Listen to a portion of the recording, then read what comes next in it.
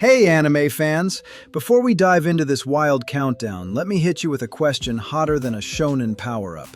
Why do you love the kind of anime that pushes boundaries, breaks rules, and makes you go, yeah, they could never make that today?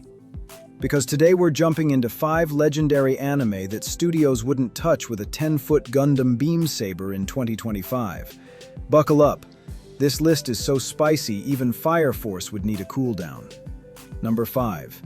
Neon Genesis Evangelion. Starting off with our number 5 spot is the existential crisis that became an entire franchise.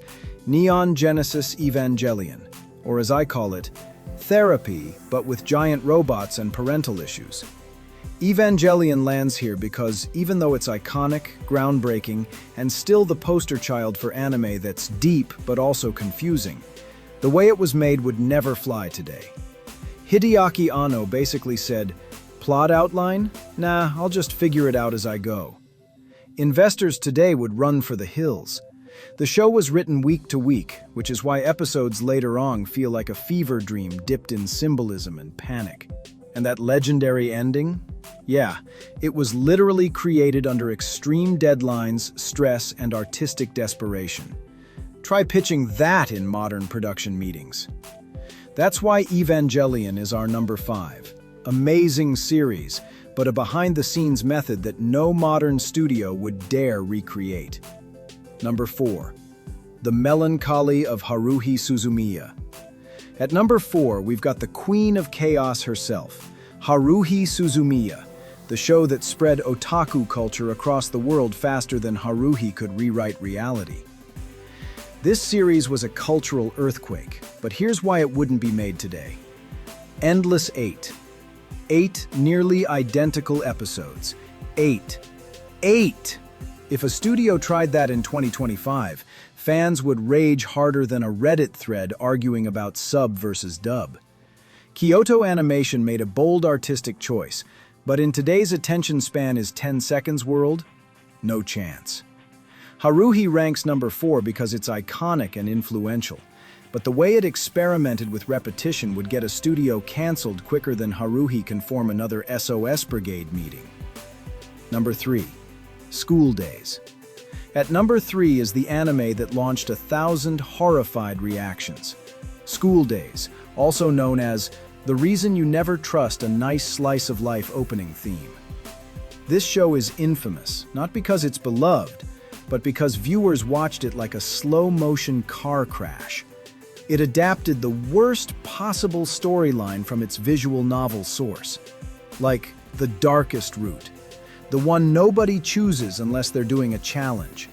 It's messy, cruel, and spirals into pure psychological chaos. The final episode became so controversial it was replaced with boats. Yes, boats. School Days hits number 3 because its shock factor made it weirdly unforgettable, but its disturbing themes would make studios today nope out instantly. Number 2. Elfen Lied. Flying into number 2 covered in blood, tears, and questionable moral decisions is Elfen Lied, a staple of 2000s anime that said, what if we take the idea of edgy and then quadruple it?